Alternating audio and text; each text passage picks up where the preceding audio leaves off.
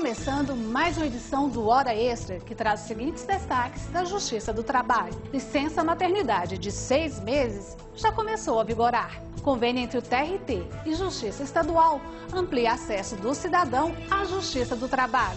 Os 70 anos de atuação da Superintendência Regional do Trabalho e Emprego em Goiás, antiga DRT, que atua na fiscalização das relações de trabalho, é o assunto do nosso quadro de entrevistas.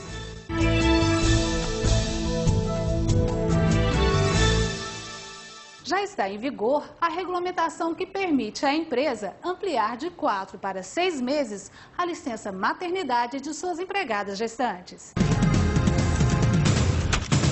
O sonho de toda mãe que trabalha é ter mais tempo com o bebê que acabou de chegar.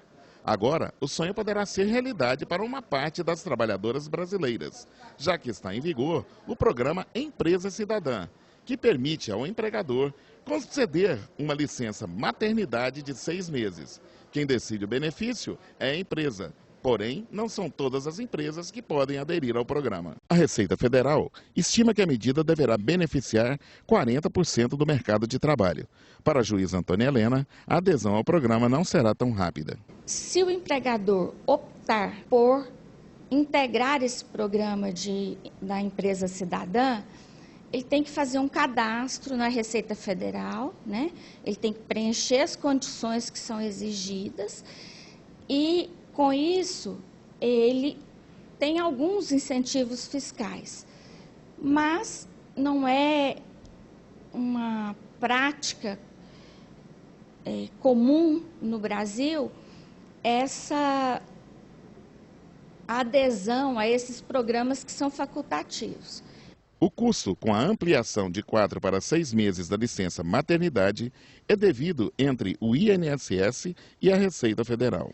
Os primeiros 4 meses, quem paga o benefício é o INSS. Os 2 meses adicionais poderão ser deduzidos do pagamento de imposto de renda até o limite do tributo devido. A juíza Antônia Helena avalia o impacto do novo programa para a Justiça do Trabalho. Essa previsão de licença maternidade de 180 dias, ela veio com a Convenção da Organização Internacional do Trabalho, número 103, que foi ratificada pelo Brasil em 1965, atendendo uma recomendação da OMS de que o aleitamento materno se estendesse durante 6 meses, no mínimo 6 meses. Mas o aparente avanço que essa lei trouxe não se verifica, a meu ver, na prática. Se a gente analisar o texto da lei, a gente vai ver que o campo de aplicação dela ficou muito restrito. E, com isso, o impacto dessa lei nas relações do trabalho ficou bem menor do que se esperava, e o impacto na Justiça do Trabalho, eu acredito que vai ser menor ainda. O TRT da 18ª Região assinou convênio de cooperação com o Tribunal de Justiça do Estado de Goiás. O objetivo é ampliar a rede de atendimento da Justiça do Trabalho em todo o estado e reforçar o programa Justiça do Trabalho itinerante. A parceria possibilitará ao TRT utilizar as instalações da Justiça Estadual existentes no interior do estado para o protocolo de ações e realização de audiências, como já é feito hoje com a Justiça Eleitoral. A medida vai suprir o atendimento às populações situadas nos 223 municípios que ainda não contam com uma vara do trabalho na cidade. Atualmente, existem apenas 23 varas do trabalho instaladas no interior de Goiás, distribuídas nas cidades com maior índice populacional e econômico, que atendem também os municípios próximos a esses centros regionais. O Tribunal de Justiça está presente hoje em quase todos os municípios goianos, o que facilitará o ajuizamento de ações em cidades distantes das sedes de jurisdição trabalhista. A medida também poderá resolver o problema da demanda reprimida de ações, uma vez que muitos trabalhadores deixam de procurar seus direitos por se tornar inviável o deslocamento até uma cidade sede de vara do trabalho. Goiás tem 223 municípios e a Justiça do Trabalho tem varas do trabalho em apenas 19 cidades, incluindo a capital.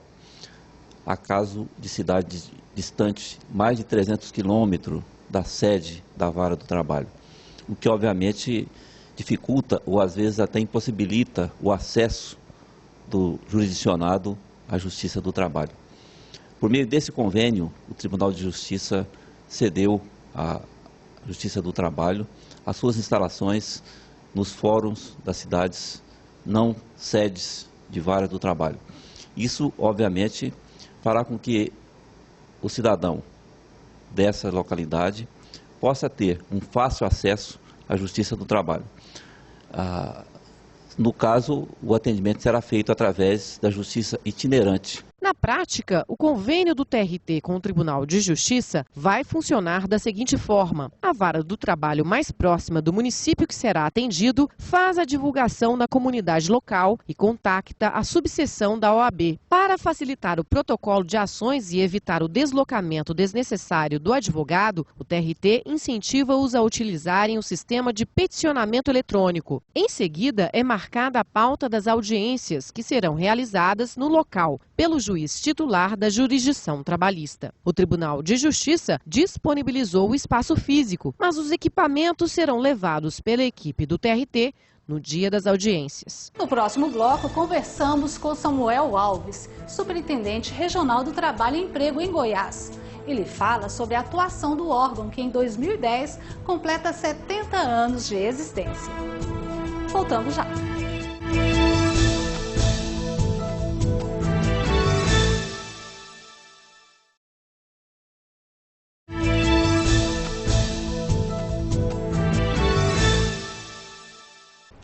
Ainda hoje ouvimos histórias de trabalhadores que sofrem com a exploração desumana de sua força de trabalho.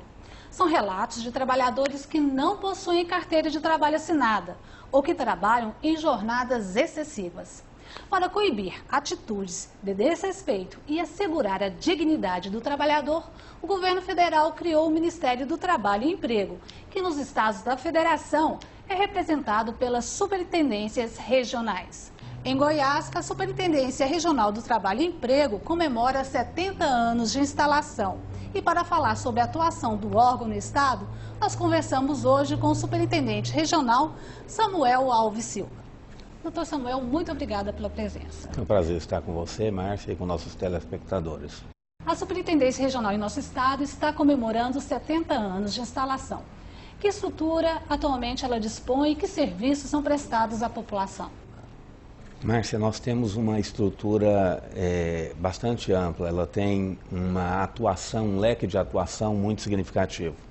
A principal atuação, a que ocupa o maior tempo, o maior esforço da superintendência, é a fiscalização, que abrange as áreas da legislação, incluindo aí o combate ao trabalho escravo, o combate ao trabalho infantil, as questões relacionadas com segurança e saúde do trabalhador, incluso questões relacionadas a registro de CIPA e também registro, acompanhamento do PAT, o Programa de Alimentação do Trabalhador. Temos uma orientação trabalhista que é feita continuamente, há sempre auditores definidos para esse trabalho, a fiscalização de FGTS e de contribuição sindical, que ocupa significativamente o tempo da Auditoria Fiscal do Trabalho, o combate à discriminação em suas mais variadas formas e também dentro da estrutura de ações da fiscalização, temos um trabalho que nós denominamos de Programa de Trabalho Decente, onde buscamos dar informações a empregadores por linhas de atividade, de modo a tentar, esse é um trabalho feito a partir de 2008, e o objetivo dele é tentar dar conscientização ao empregador, visando a diminuição das infrações. Temos uma outra área de atividades que é chamada de relações do trabalho, é um setor de relações do trabalho que propicia as homologações de rescisões de contrato de trabalho, faz mediações coletivas, intermedia relações entre sindicatos patronais e de trabalhadores, entre sindicatos e empresas, e também tem uma atuação relacionada ao arquivo de convenções coletivas do trabalho e de acordos coletivos do trabalho. Mas como é mais, me permita continuar te dizendo que temos também um setor de políticas públicas que atua atendendo, dando condições ao trabalhador de receber o seu seguro-desemprego, atua orientando empregadores em relação à CAGED, à RAIS, faz um acompanhamento de convênios firmados para uso de recursos do Fundo de Amparo ao Trabalhador, para verbas de qualificação, e também verbas do Tesouro em função do Projovem Trabalhador, e faz o registro profissional daquelas profissões que exigem registro junto ao Ministério do Trabalho. Além, é claro, da emissão de carteira de trabalho, que todo trabalhador Emissão de carteira de trabalho, perfeitamente. E um último setor, que é um setor relativamente novo na atuação do Estado, é relacionado à economia solidária, onde nós fazemos um trabalho de buscar envolver agentes públicos, municipais, de organizações não governamentais, na fomentação da produção daquele microempreendedor, daquele pequeno agricultor, da agricultura familiar, de modo a gerar trabalho e renda. Bom, com toda essa gama de serviços, e como o senhor mesmo falou, o que destaca, principalmente na mídia, é a atuação dos fiscais. Que estrutura a superintendência possui para atender o Estado? Pois é, nós temos um total de 87 fiscais. Esse total me permite ter na rua, trabalhando, fiscalizando, algo em torno de 55 auditores para o Estado de Goiás. São aí quase 400 mil empresas a serem alcançadas por esse total de auditores. E é suficiente? Eu estimo que nós precisaríamos no mínimo de 200 auditores. No mínimo de 200. Goiás ainda faz parte de uma triste realidade que sai nos noticiários, que é o trabalho em condições escravas, a exploração da mão de obra a esse ponto de não pagar ou submeter o trabalhador em condições precárias. Ainda persiste esse quadro? Nós temos. Em 2009, encontramos, por atuação do Ministério do Trabalho, tanto nos seus, no Grupo de Fiscalização Nacional, quanto nos do Estado de Goiás, nós encontramos 328 pessoas na condição de trabalho análogo ao de escravo e houve o resgate. Persiste. É num nível que tende a diminuir, tende a desaparecer. Há um compromisso do presidente da República junto à OIT de que até 2015 toda essa condição tenha sido erradicada do país, mas ainda persiste. As equipes de Goiás, de fiscalização de Goiás, de nossa superintendência, encontraram 76 trabalhadores nessa condição em 2009. O que significa dizer que, se tivermos maiores condições de fiscalização, ainda vamos encontrar. Isso, Márcia, porque o que é definido pela legislação como trabalho análogo ao de escravo é aquele trabalho em condições precárias. E nós hoje ainda encontramos essa situação, tanto na zona rural, como também começamos a encontrar e a perceber isso na zona urbana. Por exemplo, locais de trabalho onde os trabalhadores deveriam estar usando equipamento devido de proteção individual para que se evite acidentes, lesões, coisas assim, e eles estão lá trabalhando de chinelo e coisas assim. Situações em que devia haver um alojamento digno e ele está acomodado como se fosse praticamente um animal. E todos esses casos configura trabalho escravo? Exatamente. Ou condições análogas de escravo? Exatamente. Essas são as situações que nos levam a configurar essa situação. E o que é mais preocupante no nosso Estado? Trabalho escravo ou trabalho infantil?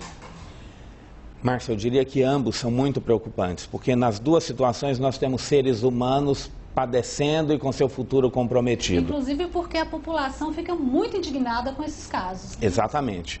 O trabalho escravo, a perpetuação dele é danosa para a cidadania, é danosa para tudo que diz respeito a valores humanos.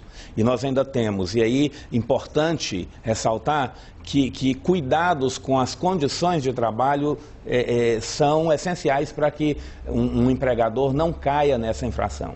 Já no caso do trabalho infantil, nós ainda temos números preocupantes. O último levantamento do IBGE, em 2008, fala de 47 mil crianças trabalhando, ou seja, pessoas que têm até 14 anos, 47 mil no estado de Goiás. Só no estado? Só no estado de Goiás. E essas crianças provavelmente não frequentam a escola direito ou têm péssimas notas? Há registros, Márcia, de que nessa situação elas, grande parte, não frequentam, e quando frequentam o poder de assimilação, de aprendizagem é mínimo. Então são 47 mil vidas com o futuro comprometido. E correndo até o risco de amanhã estarem compondo as estatísticas relacionadas a cadeias penitenciárias, a infrações penais, né? Ou a submissão a um trabalho também em condições análogas a de escravo. Perpetuação, né, de uma condição de pobreza, né? Então, e eu te peço licença para chamar a atenção para o seguinte: grande parte dessas 47 mil crianças estão em residências. Aquele trabalho da babá, aquele trabalho de vigiar uma criança, de fazer aquele trabalho que não é alcançável pelo poder público, porque a residência é inviolável por força da Constituição. Então é um aspecto que nós precisamos de uma conscientização pública. E a população pode ajudar a fiscalizar esses casos? Pode ajudar. Ela pode denunciar aos conselhos tutelares as situações em que percebam que uma criança está agindo, está atuando, está trabalhando na casa de alguém. Ela pode sim denunciar através dos conselhos tutelares. Certo. Nós vamos para um rápido intervalo e voltamos já.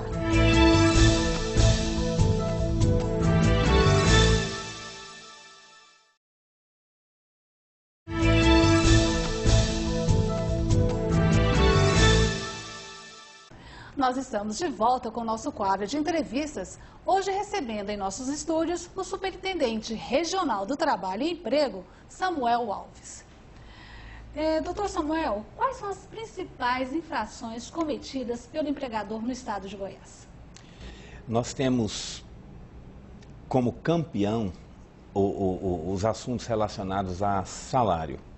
Atrasos de salários, horas extras não pagas ou pagas de modo irregulares, ela, sem dúvida, é a campeã.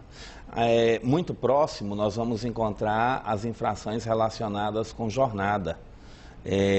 Falta de registro adequado da frequência do empregado, excesso de jornada, uma coisa que é terrível e que, inclusive, propicia muitos dos acidentes no trabalho que são registrados, que são acompanhados pela superintendência. Essas são as duas campeãs. Mas também temos muitas outras infrações na área de fundo de garantia ao trabalhador, questões relacionadas à saúde, segurança, são muitas as outras. E registro do empregado, hoje ele tem a carteira de trabalho assinada? Olha, há uma estimativa de que mais de 40% dos trabalhadores na condição de empregados ainda se encontram na informalidade. E isso é um objeto de também muitas autuações. Nós temos muitas regularizações nessa área. E falando em regularizações, interessante comentar o seguinte: em 2009 foram emitidos em torno de 4.400 autos de infração. No entanto, esses 4.400 autos representam apenas 20% das infrações alcançadas pela superintendência, porque os outros 80% foram regularizações. Quer dizer, ainda assim, mais de 4.000 autos de infração foram lavrados em 2009, num universo de quase 8.000 empresas. O trabalho dos auditores fiscais nem sempre é fácil. Há cerca de 6 anos atrás, houve um caso que consternou a sociedade, que foi o assassinato de 3 auditores fiscais e ainda um motorista que os acompanhava. Exatamente. Em uma fazenda em Minas Gerais. Ficou conhecido como Chacina de Unai. Exatamente. Esse caso já foi punido? Não, há 6 anos aconteceu, são 6 anos de protelação. A Polícia Federal logo conseguiu desvendar e identificar todos os mandantes, os executores. No entanto, hoje nós temos 4 dos mandantes e mentores em liberdade e outros 5 que são executores estão presos, mas sempre com protelações judiciais através de recursos. E falando da dificuldade da atuação fiscal, é interessante chamar a atenção da população. Nós não temos uma atuação semelhante à de outras fiscalizações que se atém a papéis.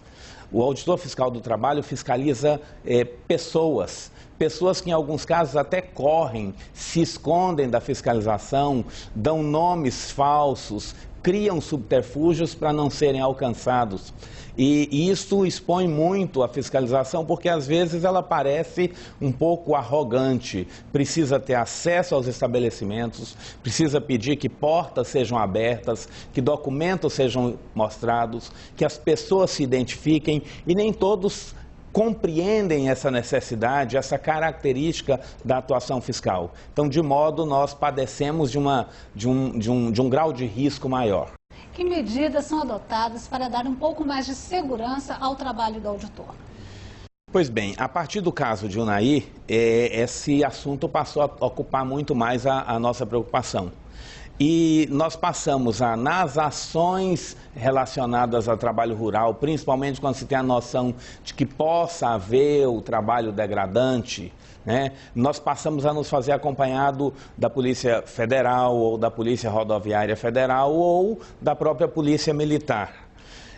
No entanto, ainda temos uma situação muito ruim nesse sentido, porque os auditores, em vários casos, especialmente na zona urbana, ele fiscaliza sozinho, aí ele não se faz acompanhar de polícia e realmente fica sujeito. Ele pode sofrer algum tipo de ameaça. No entanto, nós temos hoje essas polícias todas como parceiras, e se um auditor, em um ambiente de uma situação que ele entenda ter algum tipo de risco ou resistência, liga, telefona para a polícia, em qualquer delas, tem tido imediato atendimento e acompanhamento policial. Em 2010, a Superintendência Regional do Trabalho e Emprego em Goiás comemora 70 anos. O que pode ser comemorado e o que ainda precisa ser feito? Nós podemos comemorar, Márcia, o fato da superintendência estar aí, fazendo o trabalho dela e atendendo milhares de trabalhadores. Isso é importante, isso é comemorável. Temos conseguido melhorar nossa estrutura em vários aspectos. E em 2009, ampliamos o número de agências de 13 para 15, pretendemos agora em 2010 ainda abrir mais uma agência de atendimento ao trabalhador. Nossa gerência em Anápolis tem feito um bom trabalho, conseguimos reformar o parque tecnológico nosso com a substituição de computadores que já eram obsoletos, conseguimos também renovação de frota. Podemos comemorar a existência com avanços no relacionamento com os demais órgãos do poder público, como o TRT, a Procuradoria Regional do Trabalho, a Advocacia Geral da União, e também um bom relacionamento com a classe empregadora e trabalhadora. Isso é positivo. Agora, há muitas necessidades e a principal, com certeza, é a ampliação de nossa condição de fazer uma atuação preventiva, porque em muitos casos as relações entre trabalhador e empregador começam a se deteriorar pelo não cumprimento de legislação. E na medida em que um auditor fiscal consegue alcançar uma empresa, ele consegue melhorar as relações do trabalho naquela empresa. E isso é uma conquista importante para o trabalhador. E nós precisamos de mais pessoal para esse tipo de atuação. O nosso quadro de pessoal talvez seja a nossa maior necessidade. Principalmente de auditores. Principalmente de auditores, com certeza. E se a população quiser contatar a superintendência para fazer denúncia ou solicitar algum serviço, existe o telefone? As denúncias preferencialmente são feitas pessoalmente na superintendência, na Avenida 85, número 887. setor sul. Mas também podem haver denúncias e questionamentos através do telefone 0800 61 0101, que é um DISC, um alô trabalho centrado em Brasília, mas que recebe e dá uma série de informações. E os trabalhadores e empregadores que buscarem alguma informação relacionada a seguro-desemprego, RAIS, CAGED, CTPS, registro profissional, podem se dirigir ao nosso anexo, que fica no cruzamento das avenidas Olinto Manso Pereira com a Cora Coralina, no setor sul. Certo. Eu conversei com o Superintendente Regional do Trabalho e Emprego em Goiás, Samuel Alves. Doutor Samuel, mais uma vez, obrigada pela presença. Prazer foi nosso, Márcia. Muito obrigado. Essa edição do Hora Extra chega ao fim. Muito obrigada pela sua atenção e até a próxima edição.